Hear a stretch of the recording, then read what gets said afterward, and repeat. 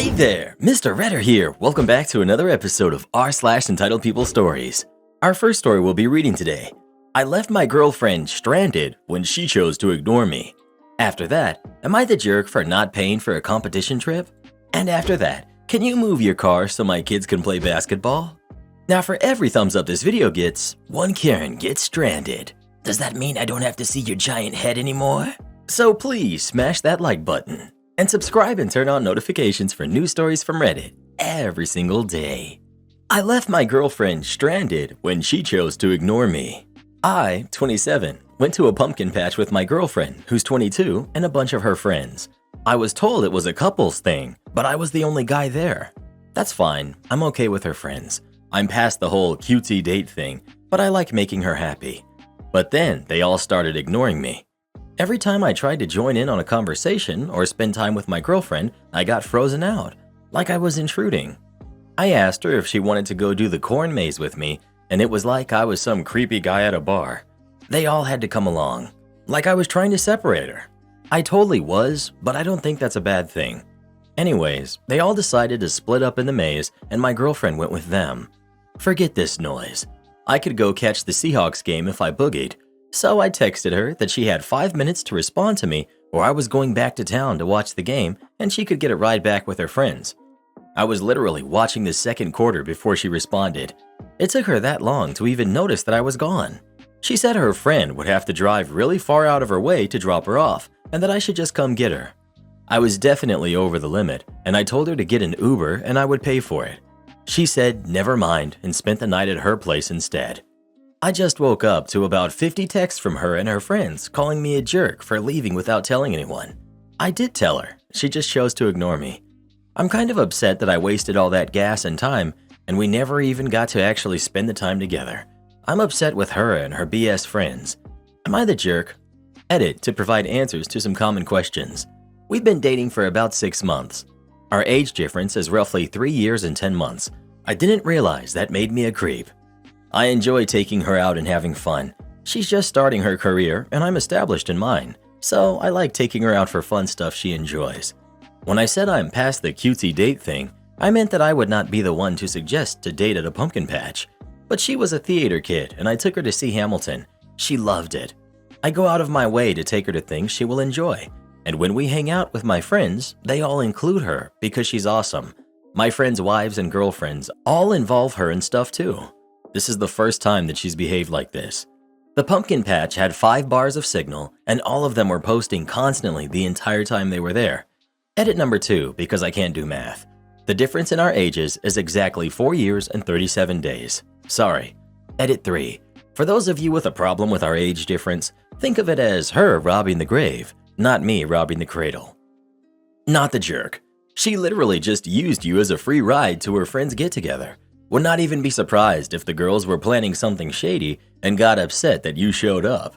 You are over the cutesy phase, so I assume you guys are not together for long. If so, dump her. She's just using you until someone better shows up. Couples don't act like this. Honestly, he should dump her for being over the cutesy stage alone. My husband and I still do cutesy couple stuff a couple times a year because it's fun to be silly and I love themed events.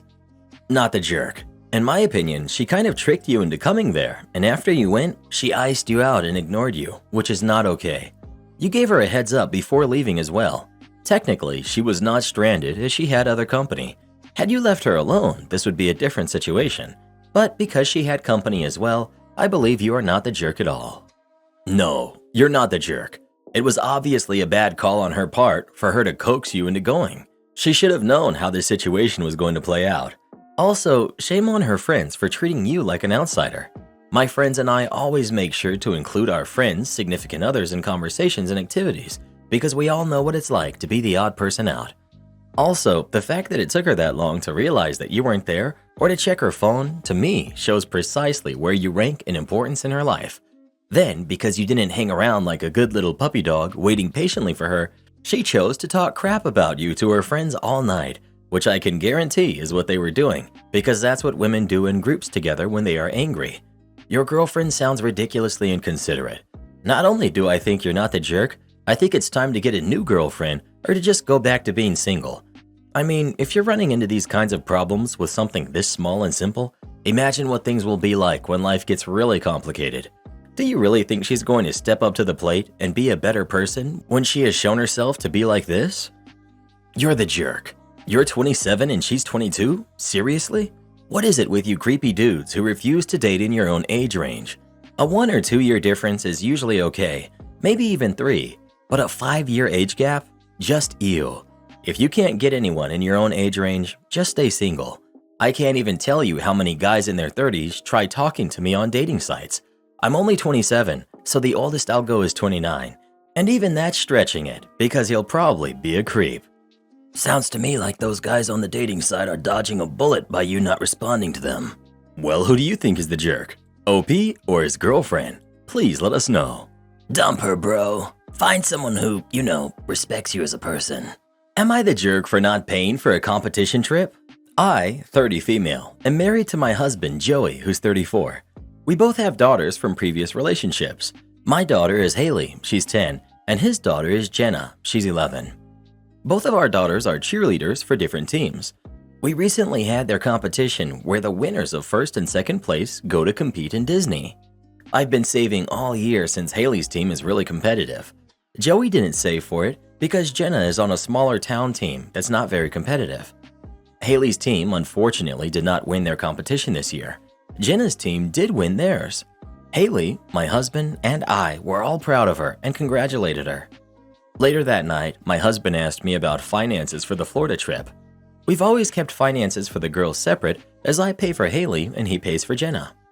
I explained that since Haley's team didn't win, I figured her and I could do something instead with the money that I saved for Florida. Haley doesn't know this was my plan yet. My husband thinks I'm being selfish and a jerk because Jenna's team did win and we should use that same money for her to go. I think Haley could use a pick-me-up. I know people might ask about Jenna's mother, and she's not able to help financially for Jenna to go. We have already spoken to her, and if any of the girls on the team cannot go to Florida, then the team has to forfeit. The team might do some fundraising, but the expenses will be on the parents. Am I the jerk? Edit to answer some questions. 1. We can't make it a family trip because there's not enough money. I had saved enough for myself and half of Haley's trip. Haley's father was paying the other half of her trip. 2. My husband doesn't believe in loans when it comes to family.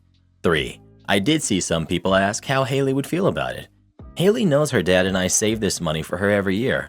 Her dad and I go without some luxuries for a while, and she sees the sacrifices we go through. I don't ever regret it. However, I won't ask her to use that money for her stepsister because she shouldn't have to get in the middle. 4. My ex thinks we should do something nice for our daughter. Either a small trip, a fun outing, or new clothes or shoes, etc. Just something fun, and then use the rest for the next cheer season or for her next big expenses. Update. Tonight my husband and I had another disagreement about the money. I did call my ex because I didn't want Haley to overhear any of the argument, and we decided it'll be best for her to spend the week with him. I'm going to go stay at my parents' house for a couple days. As of right now, my husband has been calling and sending numerous texts calling me the jerk and selfish. I'm currently ignoring it.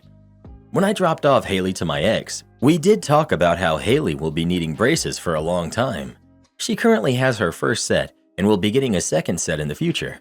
So we've decided to talk about putting that money towards Invisalign if she wants that instead in high school. I feel like this is a tough one, and a lot of the context that would drive a good answer to this is missing. On one hand, this sounds like a simple not the jerk. You prepared, he didn't. That's not your fault. But the way you explain it, it was 100% reasonable he did not prepare. It did not sound like either of you expected them to win and make it to Disney, so it's 100% reasonable not to be saving up for it. I'm going to go with no jerks here because I see both perspectives. Being in a family is to some extent about a give and take situation. If Jenna isn't able to go because there's no money, at the same time you and Haley still do a trip to Florida, you're going to end up spending more money on therapy than the trip cost in the first place. Is there some compromise? Can he save up some of the money and you loan him the rest, which he pays back over the next X time period? Then you and Haley can take a trip. That would be less time-bound than the competition. Now, if the husband is out wasting his money on partying and drinking and video games and buying crap, that's another situation. But there's nothing in your post that screams crappy husband that wastes money. Rather, a situation you weren't expecting occurred and no one is at fault for the lack of savings. Edit. My comment was made prior to all of the edits and responses from OP, based on the updates changing to not the jerk. Everyone sucks here. Family policies that keep not only the money but the kids separate so that he pays for his daughter and then you pay for your daughter are horrible in their very existence. You cannot more clearly say to a kid, "I don't consider you family to me or my kid," than by refusing to treat them financially as your own. Everything else that happened in this situation came out of that. He didn't bother to save enough, but it wouldn't have mattered if you had ever really combined your family. If he routinely spent his money foolishly, you would have already had the discussion about taking responsibility for the family as a whole. You wouldn't have been able to put it off as not your problem because it wasn't your daughter. And he obviously just as much doesn't see your daughter as his own. If he did, he would have been saving money while it was expected that she was likely to win her competition, because that way he could help send her to the tournament she was expected to go to. And it would have been easy enough, if Jenna won and Haley didn't, to change the direction of the family money over to Jenna's trip. Both you and your husband have created and maintained a policy which sucks for both of your kids in ways that go far, far beyond the question of whether or not Jenna will be able to go to this tournament. You've ensured that neither of them will be able to bond with their step-parent and feel securely a part of the family as a whole. And you've set them up to constantly compete with each other by making it clear that whenever there's a shortage of something, each kid will be championed by their biological parent and opposed by the other. It doesn't matter how you put it. Disparities will always come up. What happens if one of the exes is better off than the other, thus better set to provide for their kids? Are you supposed to use what your ex gives for their kids to a common pool where the other partner may not be able to put in as much?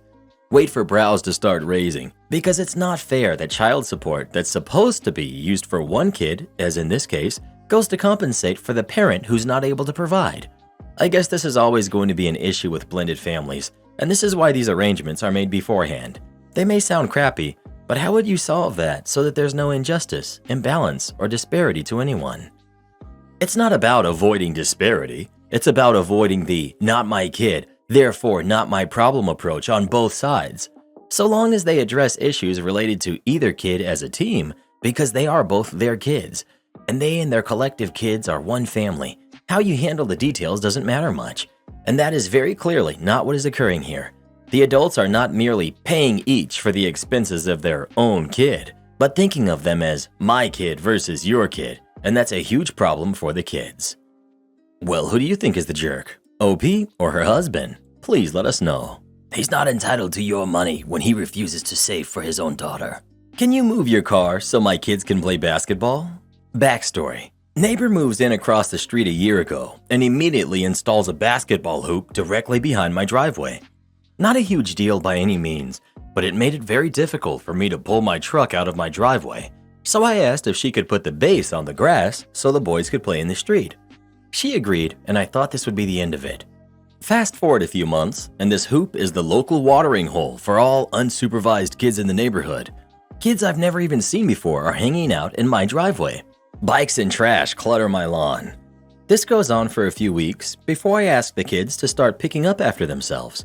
At first, they did, but that only lasted a few days. The trash starts piling up again, and I was beyond frustrated. I had spinal surgery during this time, so my range of motion is very limited, and I've grown tired of having to deal with this on the daily. I approach the kids and ask where they live, so I can go and talk to their parents. Imagine my surprise when half these kids don't live on my street, or even in my subdivision, but are walking a mile from another subdivision down the street to come and play basketball.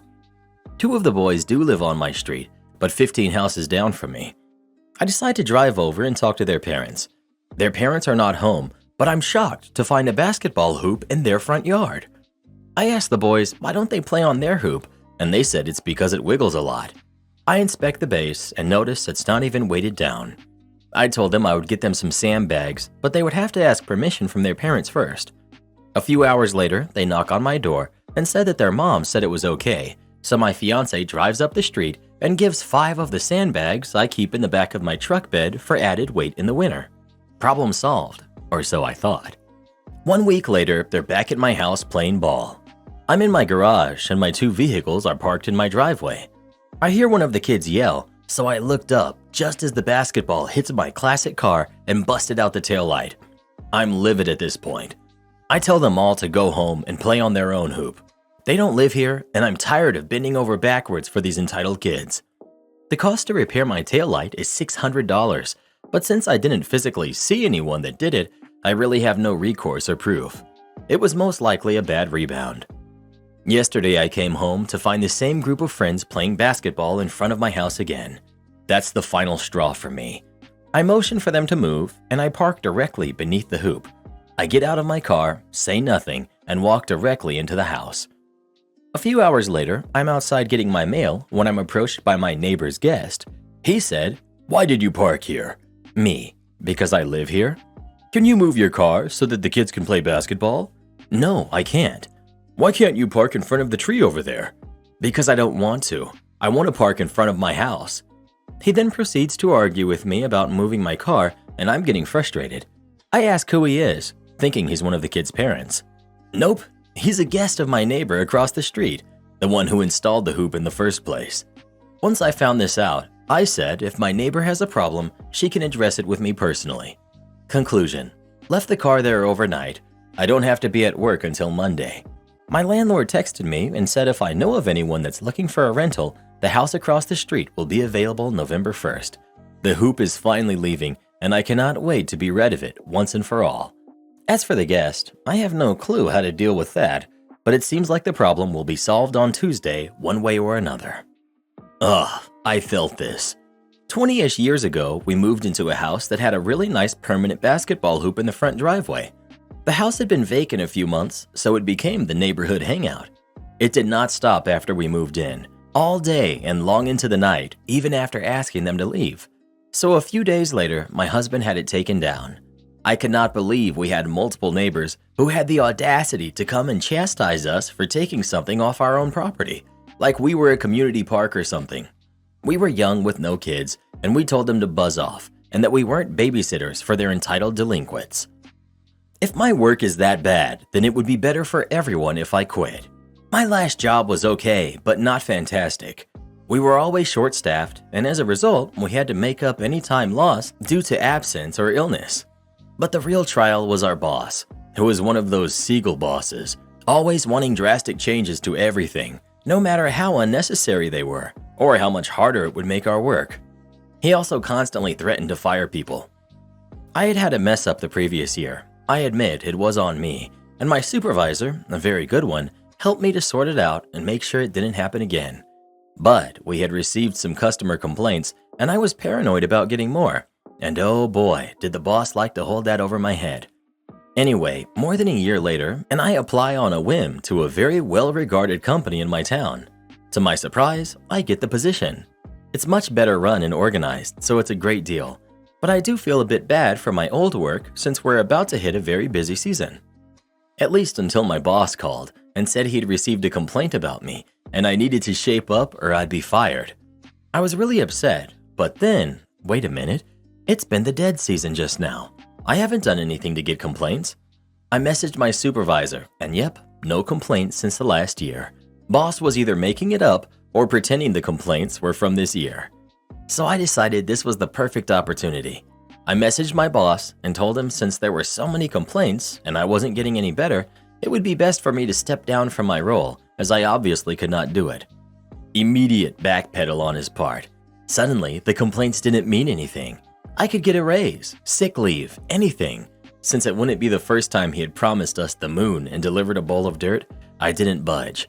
He'd been telling me all year that I was on the verge of being fired and wasn't good enough for my role, so it was best that I go.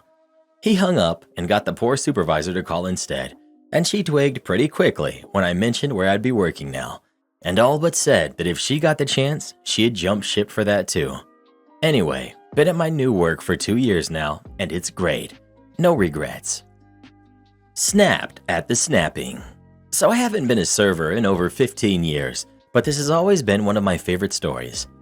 I worked at a very small 10-table restaurant in Baltimore City. That part of the city was up and coming at the time, so we had mixed clientele of hipsters and seniors who had been coming here for years. Early on in the night, I get a foretop of two elderly couples who had come down for the crab cakes. From the very beginning, one of the men was very condescending, calling me sweet cheeks, etc. I took their order, and not 2 minutes later, he was snapping his fingers to get my attention. I finished what I was doing and went over. He asked me to bring him 5 different condiment sauces, a bowl, and a spoon so he could make his special sauce, which I did. He then proceeded to give me a lesson on how to make this sauce. I can't remember the exact contents, but I do remember mayo, Worcestershire, malt vinegar, and honey Dijon.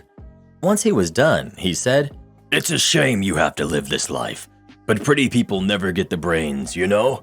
Maybe this sauce can help you get something on the menu." At this point, I had enough. I walked away. 2 minutes later, the snapping ensued. I looked at him, looked away, and continued on with my other customers. My tip wasn't worth it.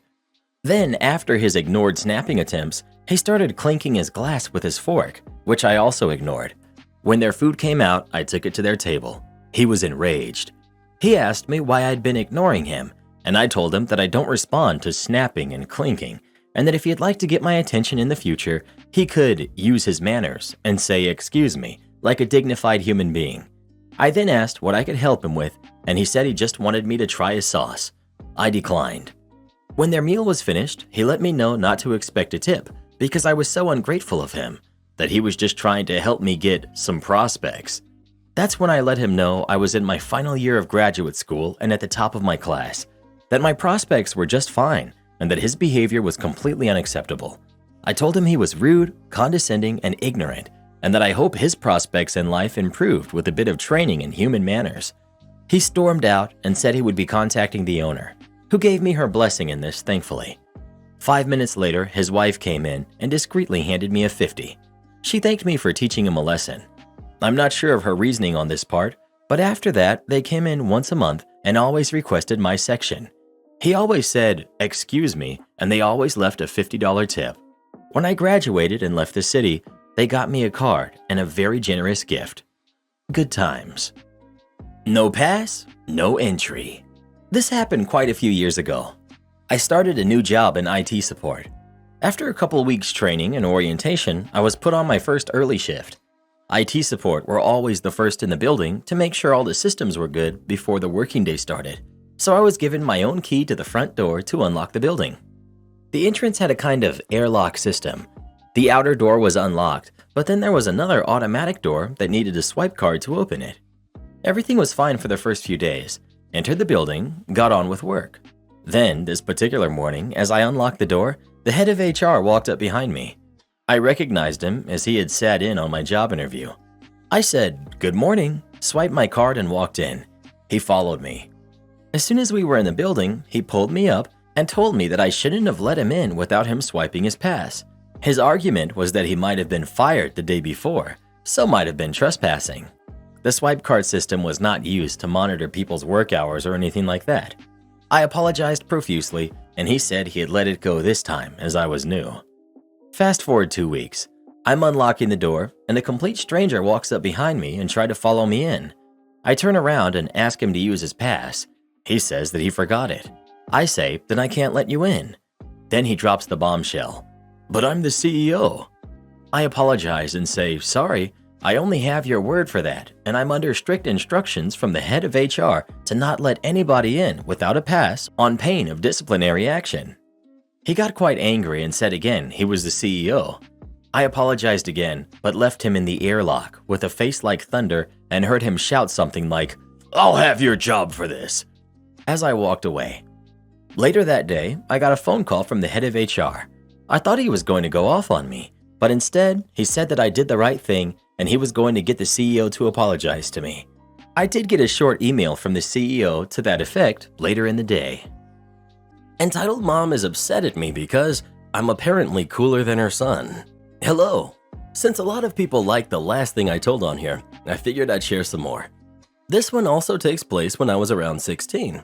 This logic surrounding this one always was a mystery because quite frankly, I see myself as a regular dude. But, Cast.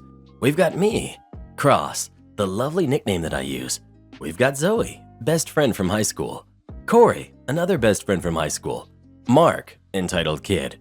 and Karen, the entitled mom, and we've got Corey's mom. So this occurred around my summer break. I was just chilling one day on the couch when Corey, a good pal of mine from high school, comes over. What we did that day wasn't important, but the main thing is that before he left, he asked me if I could sleep over at his place for a few days, along with Zoe. My stepdad, just dad since, close as real father and son, said that was perfectly fine, just as long as I don't cause any trouble. Just a parent watching out for his teenager. My mom was a little reluctant at first, as she didn't want her precious baby to be away from mommy, but my dad just told her that I'm not a kid and that he trusts Corey's parents. My parents are good friends with Corey, since I've known the guy since I was like 10. My mom relented in the end. My mother is a different can of worms that might be opened at a later time. The next morning, Corey's mom picked me up from my house along with Zoe. An unfamiliar face is Mark, who's Corey's cousin and the entitled kid of the story. We went to Corey's place and then did a bunch of regular teenager stuff. Now, I don't know if it was the oh-so-obvious signs poking out, but I got the distinct impression that Mark didn't like me. For example, we were at a convenience store and buying a bunch of snacks and whatnot. I offered to pay for everything. It was like $15 total. Mark scoffed and said that he could easily pay for all of that and that I didn't have to show off how rich I was, which earned him a shut up from Corey. He also tried showing off, like he tried to get us to call him Iron Man. You can cringe, because I have a cool nickname, and it's only fair that he has one too. The prime example is when we were coming home from the movies. It was nighttime, and we ran into a bit of traffic. It got a bit long, so Zoe ended up falling asleep on my shoulder, eventually. I didn't really care, since she was tired, and it's not really something I considered a romantic gesture. I, at one point, noticed that Mark, however, who was sitting at the front, was glaring at me. He turned away the minute I saw him, though. Fast forward to everyone preparing for bed. I went downstairs to get a glass of milk. Don't judge me, I like milk. As I was doing that, I felt someone tap me on the shoulder. Mark. Hey, we need to talk. Me. Oh, sure, what's up? Mark. Don't think I didn't notice what you're trying to do. Me. Huh? Mark. Don't play dumb. I know you're trying to show off in front of Zoe so that she doesn't date me. Me. If I was drinking my milk, I probably would have spat it out. Come again? You heard me. Stay away from her. I'm the only one she needs, and I'm not letting you have her. Me. Okay. 1, she's not an object, and 2, she's not yours. I didn't say she was. Me. That was heavily implied. Mark. Whatever. Just stay away from her if you know what's good for you. Me. Laughing, and then I patted him on the head. Sure, pal. Whatever you say. He huffed and then stomped upstairs. I just rolled my eyes and finished off my milk. When I went up to Corey's room, I was sleeping in a sleeping bag on the floor. He asked me this. Corey. Hey, Cross, I saw my cousin come up the stairs earlier. He seemed upset when he went in the guest room. Something happened? Me. Oh, nothing. Just regular teenage crushes, I guess. He looked at me confused, and I told him what happened downstairs. He rolled his eyes and said he'll talk to Mark about it. The next morning, we're having breakfast. Zoe's the last one to show up. Mark pulls up the chair next to him and offers for her to sit there. She does, and he gives me a smug look. I just ignored him and went about eating my breakfast. Now, you'd think the fact that I said nothing would give him some sense of satisfaction, because you'd think the silence would make him go something like, "Ha, I beat you." But instead, he stood up and slammed his hands on the table, crying about asking why he can't be cooler than me, and that I'm always trying to make him look lame. I did not see that coming. Corey's mom took Mark to the living room to cool down, while the rest of us were just bemused by this entire situation. But eventually, we just decided we didn't care and went on with our breakfast. Today was the day that Mark's mom was supposed to pick him up. He was going home earlier. Suffice it to say that when she arrived, she did not go quietly. When she arrived and found Mark crying, the following occurred. Entitled Mom.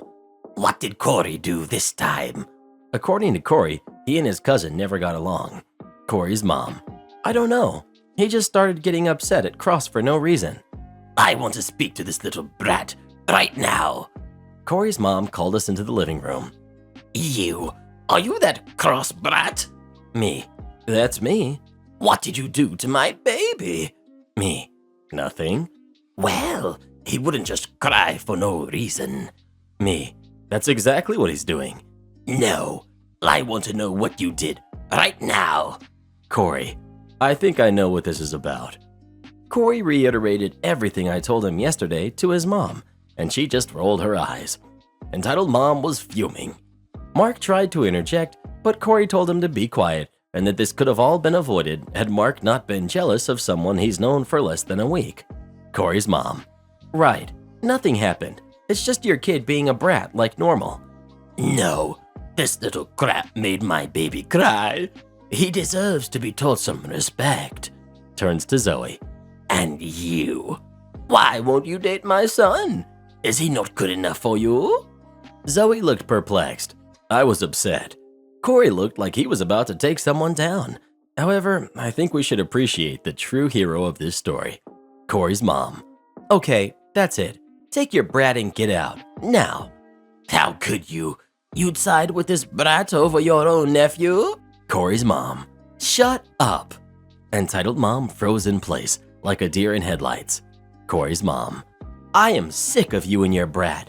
I gave him another chance to stay here, hoping that you improved your miserable parenting and taught him that the world doesn't revolve around him. But it seems nothing has changed because you somehow think it's okay to shout and scream at a bunch of 16-year-olds just because your spoiled brat can't accept that a girl who has no obligation to date him is not interested, and that he thinks that a kid who's just trying to enjoy his summer break is trying to be cooler than him. Now, get out of here, and if you ever come within a 5-mile radius of here again, the police will see you out. Entitled Mom huffed, grabbed her little brat, who was still crying, and ran out. After that whole thing, we just continued our breakfast. I haven't seen that guy ever since, but if he ever saw me again, I think he'd be pretty upset. Anyhow, I hope you got some giggles out of this one. Peace. Support our channel by joining as a member today, and we'll give you a shout out in our next video. Or come watch this video next. You won't believe what Karen does in that one.